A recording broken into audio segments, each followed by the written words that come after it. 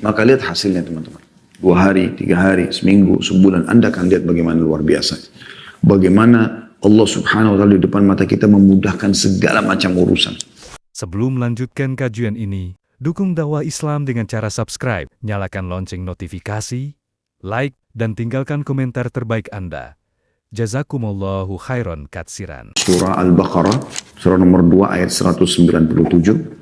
Silakan dibuka dulu di handphonenya dan kita akan baca insya Allah potongan ayat di situ ya. Kalau Anda sudah buka insya Allah Al-Baqarah 197 ada potongan ayat walaupun ini bicara tentang masalah haji ya. Tapi coba Bapak Ibu sekalian rahimani wa rahimakumullah melihat potongan ayat walaupun saya bacakan dari awal ya. A'udzubillahi minasyaitonir rajim 197-nya al-hajju asyhurun ma'lumat. Faman farada fihinna al-hajja fala rafatha wala fusuka wala jidala fil hajj wa ma taf'alu min khairin ya'lamhu Allah wa tazawwadu fa inna khairaz zadi taqwa wattaquni ya ulil albab. Haji adalah beberapa bulan yang dimaklumi. Maksudnya waktunya tertentu. Ya. Bermula dari dikenal dengan bulan-bulan haji adalah Syawal, Dzulqa'dah, Dzulhijjah ya. Barang siapa menetapkan niatnya dalam bulan itu akan mengerjakan haji maka dia tidak boleh rafath.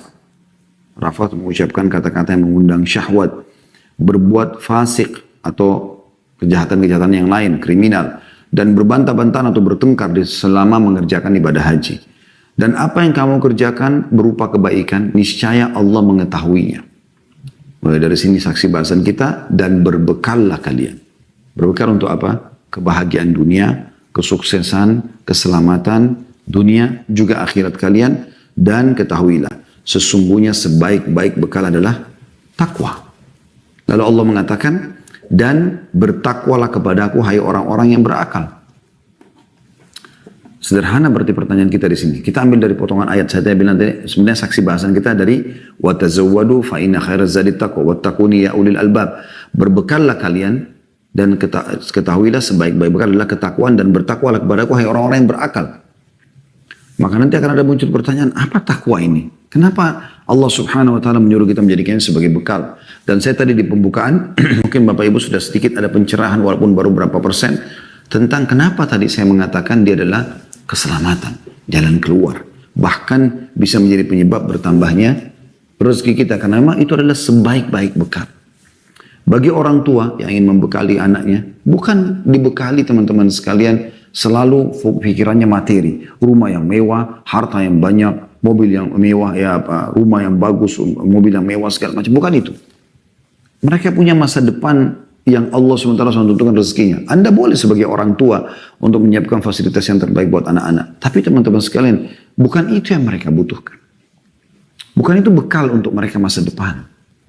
Rumah yang Anda berikan, mobil yang Anda berikan bisa dijual, dipakai narkotika, pakai foya-foya sama teman-temannya. Bahkan bisa menjadi durhaka kepada Anda justru karena fasilitas Anda berikan. Bisa terjadi. Bisa juga terbalik. Mungkin mereka justru patuh kepada Anda dan berterima kasih kalau mereka anak-anak yang baik. Tapi kan bisa terjadi ini dan itu.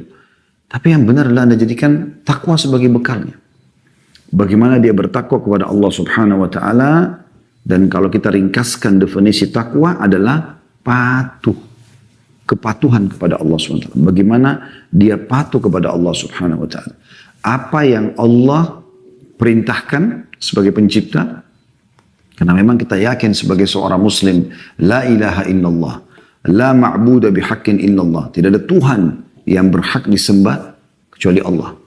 Tidak ada pencipta, baik di langit, apapun yang Anda jangkau dengan mata Anda, burung yang berterbangan pergantian siang malam, hujan yang turun, awan, bintang-bintang, semua itu yang terjangkau. Tidak terjangkau juga dengan mata Anda. Semua yang di bumi, manusia dengan beragam macam warna kulit, paras wajah, postur tubuh, bahasa, ya. Kemudian hewan-hewan, dari semut yang kecil, serangga-serangga, sampai ke gajah yang besar. Kemudian semua yang tumbuh-tumbuhan, dari rumput sampai ke pohon beringin. Dari buah-buahan, sayur-sayuran, dan segala macam jenisnya. Jenis tumbuh-tumbuhan. Semua yang Anda bisa lihat itu, yang Anda tidak bisa lihat juga. Seperti ada perasaan kita. Kita rasa lapar, rasa haus, rasa sedih, rasa suka. Semua itu jin, makhluk Allah yang Allah sebutkan dalam surah jin, Allah sebutkan dalam surah nomor 72 dalam Al-Quran, jin, malaikat yang Anda tidak bisa lihat, tapi kita wajib beriman karena rukun iman kita yang kedua. Setelah iman kepada Allah, iman kepada malaikat. Begitu juga dengan kedalaman lautan yang Anda bisa jangkau dengan mata Anda. Semua jenis hewan-hewan Anda kalau lihat ketik di YouTube, keajaiban alam lautan akan keluar, semua cuplikan Anda bisa lihat. Luar biasa segala macam jenis hewan-hewan gitu. Yang Anda lihat. Kalau Anda perhatikan baik-baik ikan tersebut, siapa yang ciptakan matanya, mulutnya, sistem pencernaannya, bisa hidup dalam air dan segala macam corak-corak yang ada di tubuhnya, ya, warna. Dia sendiri tidak tahu masalah itu. Semua itu yang terjangkau, yang tidak terjangkau, kata kuncinya la ilaha illallah. La ma'budan bihaqqin illallah. Tidak ada Tuhan yang menciptakan, yang mengadakan, yang mengurus semua itu, menghidupkan dan mematikan kecuali Allah. Oleh karena itu, patuh kepada Allah dalam arti kata mengerjakan apa yang Dia perintahkan, menikmati yang halal, dan meninggalkan apa yang Dia larang, itu sebaik-baik bekal.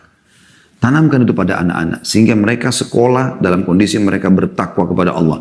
Mereka bekerja, mereka bertakwa kepada Allah. Dan dengan takwa ini, mereka akan memberikan hak-hak Tuhannya dan juga hak makhluk. Termasuk kita sebagai orang tuanya. Ya, termasuk kita sebagai orang tua, dia akan mendoakan. Karena dia tahu dengan mendoakan sampai doa tersebut untuk kita. Dan juga tentunya mereka mendapatkan pahala. Jadi teman-teman sekalian, dari apa yang kita sampaikan di pembukaan kita ini, kita sudah coba mengerucut ke bahasan kita.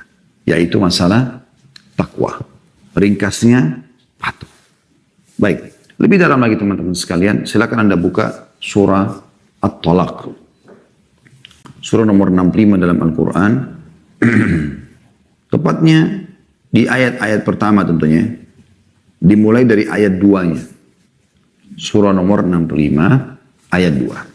Dan ini nanti akan menjawab kenapa tadi di awal pembukaan saya mengatakan dia akan takwa akan menjadi solusi bagi yang belum punya anak supaya punya anak, yang belum punya pasangan supaya punya pasangan, yang belum punya pekerjaan supaya punya pekerjaan, yang belum sukses dalam bisnis dia bisa dapat kesuksesan, yang belum sembuh dari penyakit dia akan sembuh, yang sudah punya semuanya, sudah punya pasangan hidup, sudah punya keturunan, bagaimana sudah punya pekerjaan, prestasi, bagaimana dia mempertahankan bahkan bisa lebih banyak lagi ya fasilitas tersebut. Kata kuncinya takwa. Perhatikan dalilnya. Surah At-Talaq, surah nomor 65 ayat 2. Di akhir ayat, walaupun dibicara masalah perceraian, tapi kita ambil potongan akhir ayat. Ulama menjadikan saksi bahasan akhir ayatnya. Saya bacakan di potongan akhir ayat, bisa diperhatikan di ayat 2 sekali lagi. A'udzu billahi minasyaitonir rajim wa may yattaqillaha yaj'al lahu makhraja. Siapa atau barang siapa yang bertakwa kepada Allah. Sederhana. Allah perintahkan, kerjakan. Allah larang, jauhi. Allah halalkan, nikmati. Allah haramkan, tinggalkan. Barang siapa yang bertakwa kepada Allah, niscaya dia, D-nya besar katakan dia Allah. Yang menciptakan langit, bumi, udara, air, batu, semua yang terjangkau oleh mata kita, Allah dia akan mengadakan baginya makhraja, jalan keluar. Jalan keluar ini jelas. Semua permasalahan kata ulama tafsir. Apapun permasalahannya, Allah berikan jalan keluar. Yang penting dia takwa. Bahkan bisa terbalik. Kalau ada sesuatu yang mengganggu Anda, berarti ada permasalahan di masalah ketakwaan Anda. Kapan Anda buka pintu-pintu kemaksiatan, mencoreng ketakwaan Anda kepada Allah, maka fasilitas yang Allah berikan pun akan berkurang. Bahkan bisa dilenyapkan sama sekali oleh Allah SWT pada saat Anda terus membangkang. Ibaratnya seperti seorang pegawai di kantor. Pada saat dia bekerja, dengan baik, dia patuh dengan peraturan kantor. Sekali lagi tanda kutip, patuh. Dia patuh pada peraturan kantor, maka dia akan jadi pegawai prestasi. Dia akan berprestasi maksud saya, dia akan mendapatkan fasilitas apa yang dijanjikan di kantor. Bahkan mungkin pemilik perusahaan atau owner, ataupun ya, atasannya akan memberikan kepada dia bonus-bonus. Misalnya. Nah ini karena dia patuh. Dan beda sekali keadaannya dengan seorang staf atau pegawai yang sibuk melakukan pelanggaran-pelanggaran. Tidak patuh dengan peraturan. Datang telat, pulang cepat, tidak menyelesaikan pekerjaan. Tidak patuh. Maka yang terjadi apa? Diberikan surat SP. Ya, SP maksud saya, sudah ringkasan dari surat peringatan atau ringkasan dari surat peringatan ya. Biasanya di kantor ada SP1, SP2, SP3 gitu kan. Kalau sudah tidak bisa lagi di PHK. Atau memang di PHK langsung kalau dianggap dia melakukan perbuatan yang sudah sangat melanggar etika perusahaan, gitu, tanda kutip. Maka ini semua teman-teman sekalian kurang lebih rasionalnya. Anda di alam semesta ini, di bumi ini, alam semesta ada penciptanya. Kita berada di kerajaan sang pencipta Allah. Itu dasar keyakinan seorang muslim. Rukun iman kita yang pertama, iman kepada Allah Subhanahu wa taala. Ini ditanamkan.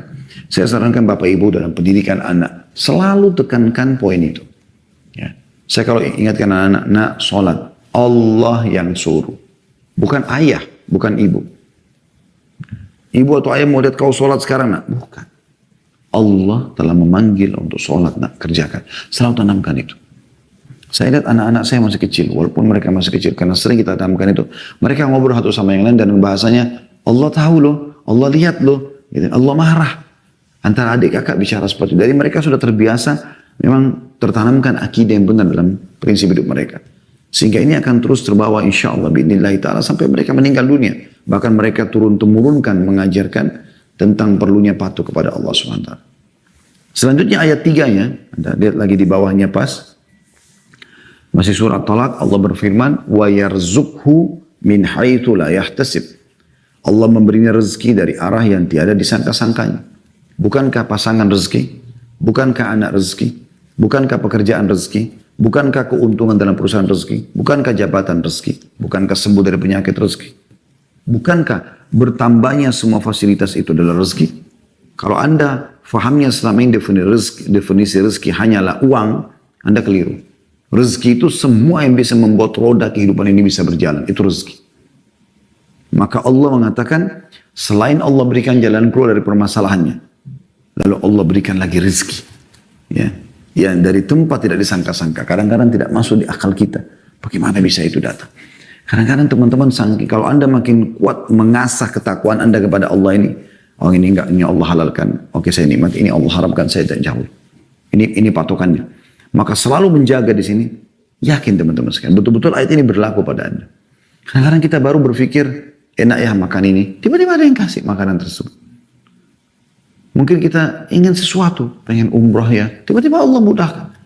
Pengen haji ya, tiba-tiba Allah mudahkan. Pengen punya mobil, tiba-tiba Allah mudahkan. Semua Allah berikan, subhanallah. Lalu Allah katakan, وَمَنْ يَتَوَكَّلْ عَلَى اللَّهِ فَهُوَ حَسْبُهُ. Barang siapa yang bertawakal kepada Allah, mengembalikan urusannya kepada Allah setelah dia ikhtiar. Setelah berusaha. Ya. Kita tidak boleh menyerahkan kepada Allah kalau kita belum berusaha. Kata Nabi SAW, kalau kalian bertawakal, sebenar-benar tawakal kepada Allah, maka Allah akan berikan kepada kalian rezeki sebagaimana Allah berikan burung yang keluar di pagi hari dari sarangnya dalam kondisi lapar pulang dalam kondisi kenyang. Burung kan terbang, bekerja, mencari.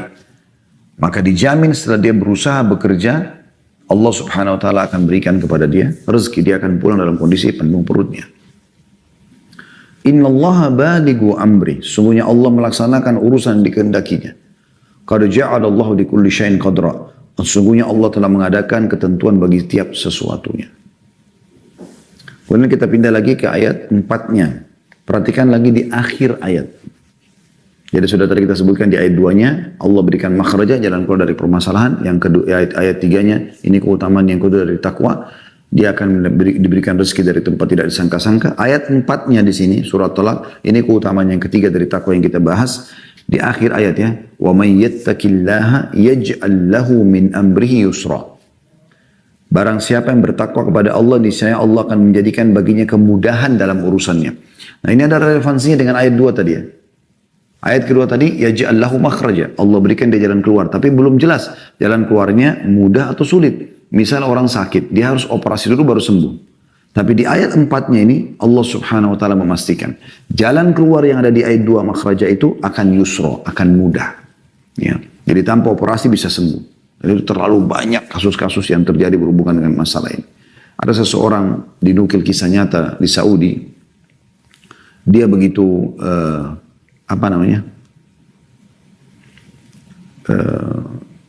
mulai tumbuh besar ya. Matanya tiba-tiba rabun anak ini. Sampai akhirnya dia tidak bisa melihat. Kecuali samar sekali gitu. Ya, nanti bisa dianggap buta lah. tapi masih melihat, tapi tinggal cahaya putih saja, dia tidak bisa melihat apa-apa. Kecuali samar, buram. Maka satu waktu, dia tentu anak ini dididik oleh orang tuanya agar terbiasa bertakwa kepada Allah Subhanahu wa taala. Selalu patuh kepada Allah, membaca, walaupun buta matanya menghafal Al-Qur'an, sholat, ya, bakti sama orang tua, diajarkan hadis-hadis Nabi SAW. Agama dicekokin terus gitu. Satu waktu anak muda ini pada saat umurnya sudah kurang lebih 16-17 tahun, dia umroh sama teman-teman. Ini kisah nyata di Saudi, di Masjid Haramnya. Ini saya pernah juga angkat di kisah keajaiban air Zam-Zam, seingat saya. Yang jelas teman-teman sekalian, dia anak muda ini umroh bersama teman-temannya, dan temannya memandu dia karena dia tidak melihat. Setelah selesai tawaf, sholat di belakang makam Ibrahim, minum pergi menuju ke tempat sa'i. Sebelum sa'i, dia bilang sama teman-temannya atau temannya yang pandu dia, bisa nggak saya mampir sebentar, saya mau minum air Zam-Zam. Kata temannya, boleh, silakan. Maka dia pun minum air Zam-Zam. Pada saat dia minum, dia pakai kacamata yang sangat tebal hanya untuk menutup matanya ya. Maka dia pun membuka kacamatanya tanpa tidak kelihatan apa-apa, kemudian dia ambil Zam-Zam terus sambil berdoa kepada Allah SWT. Ya Allah, ya, aku memohon kepadamu dengan kemahamurahanmu agar engkau menyembuhkan mataku dan agar mulai hari ini aku tidak menyusahkan lagi orang lain untuk memanduku. Diambil air Zam-Zam tersebut, diusap di matanya sambil dia juga minum. Dan ini sesuai dengan sabda Nabi SAW, Zam-Zam liman syuribalah. Zam-Zam sesuai dengan niat orang yang meminumnya. Maka tiba-tiba dia pada saat sudah mengusap matanya sambil menutup, dia terus berdoa. Pada saat selesai berdoa, dia buka matanya, dia kaget. Maaf, dia sebelum buka matanya, dia pakai peraba kacamatanya dipakai sama dia. Begitu dia buka matanya, kok buramnya luar biasa gitu. Bahkan tidak bisa terlihat apa-apa dan dia sakit kepala. Begitu dia kena kesakitan, dia buka kacamatanya, dia lihat terang. Dia kayak nggak percaya, dia lihat kiri kanannya, kelihatan semuanya. Lalu kemudian temannya mengatakan, ada apa saudaraku? Dia mengatakan, Allahu Akbar, Allah telah mengembalikan penglihatanku. Gitu. Allah Subhanahu wa taala menyembuhkan mata yang buta. Karena dia menciptakan kita. Dia menciptakan mata itu. Dia membuat bisa melihat. Dia juga yang membutakannya. Allah bisa mengembalikannya. Walaupun mustahil di mata manusia. Mustahil. Ada seseorang juga kena penyakit kanker, teman-teman sekalian. Kena penyakit kanker. Di Saudi, kisah nyata di Riyadh. Kemudian dia berangkat ke Amerika. Cari pakar kanker yang paling terkenal. Setelah konsultasi segala macam, dokter mengatakan, menurut ilmu medis, Anda sudah nggak bisa sembuh. Kankernya ini sudah terlalu mengakar sana sini. Gitu. Jadi bagaimana? Dia bilang, kami punya satu solusi buat Anda. Kita masih bisa operasi, tapi kecil kemungkinan bisa selamat. Bahkan ada risiko Anda bisa meninggal, tapi ini solusi kami. Kami coba lakukan yang terbaik. Lebih baik ya. Saya akan coba lakukan itu sebagai bentuk ikhtiar, tapi saya ingin pulang dulu ke negara saya di Saudi. Saya ingin menyampaikan kepada keluarga saya. Saya menyampaikan kepada keluarga saya tentang apa yang terjadi. Maka dia pun akhirnya pulang. Setelah dia pulang, dia sampaikan kepada keluarganya, dia pamit. Dia sudah mulai menunjuk, kalau kita di Indonesia itu notaris tentang pembagian warisannya. Dan dia termasuk orang-orang yang mampu. Di tengah jalan sebelum ke bandara, ada satu ibu tua di pinggir jalan, teman-teman sekalian. Lagi ngulurin tangannya. Biasa kita fakir minta uang. Maka dia mengatakan, saya sudah mau meninggal. Biarkan saya bersedekah hari ini yang belum pernah saya sedekah sebelumnya. Dia korek kantongnya, dia temukan kalau saya tidak salah, angkanya itu antara 2.000 sampai 4.000 rial. Kurang lebih seperti itu. Saya lupa angka antara 2.000, 3.000 atau 4.000. Tapi ribuan rial. Jutaan lah kalau kita sekarang. Dia korek kantongnya, dia temukan uang itu seluruhnya, dan dia punya di kantong itu sekitar 4.000 rial, ditaruh di tangannya ibu tersebut, lalu dia pergi. Apa yang terjadi teman-teman sekalian? Apa yang mendorong dia mau bersedekah? Tentu itu adalah ketakwaannya kepada Allah SWT. Tidak mungkin dia mau memberikan kalau bukan karena takwa kepada Allah SWT. Lalu dia mengatakan pada saat sudah selesai dia berikan, semoga saja siapa tahu dengan sedekah itu Allah bisa sembuhkan saya. Dia pergi ke Amerika, disambut di rumah sakit. Ini operasi yang berat, tidak mudah. Maka dia pun masuk ke ruangan sebelum dioperasi, satu ruangan, kalau kita umumnya semua di ronsen apa. Dokter-dokternya pada kaget, kemudian dipanggil dia ke ruangan, dikatakan, di mana? Apakah Anda berobat satu tempat selama ini? Dia mengatakan, tidak pernah. Kata dia,